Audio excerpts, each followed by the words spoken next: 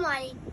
আমি সাদিক আহমদ নিহাল আবৃত্তি করছি কবি কাজী নজরুল ইসলামের লেখা কবিতা লিচু চোর।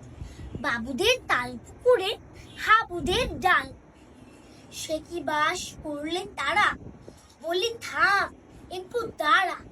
পুকুরে ওই কাছে না লিচুরে গাছ আছে না, কোথা না আসছে এ বড় কাছ, গাছে গিয়ে যেই চড়েছি ছোট এক ডাল ধরেছি, ও বাবা মরাত করে পড়েছি সরাত জোরে, পড়বি পর মালির ঘাড়ি, সে ছিল গাছের আড়ি, বেটা ভাই বর্ণাচার ধুমাধুম গোটা দিলে খুব কিলো ঘুষি একদম জোরছে, আমিও বাগিয়ে থাবর দে হাওয়া চাগিয়ে কাপড়, লাফিয়ে ডিঙ্গু দেয়াল দেখিয়ে ভিড় শেয়াল, আর ধ্যাত শেয়াল কোথা ভোলাটা দাঁড়িয়ে, দেখে যেই আটকে ওঠা কুকুরও জুড়লে ছোটা, আমি কই কর্ম কাবার কুকুরেই করবে সাবার, বাবা গো মা গো বলে পাঁচিলের ফোকর, তাকে গিয়ে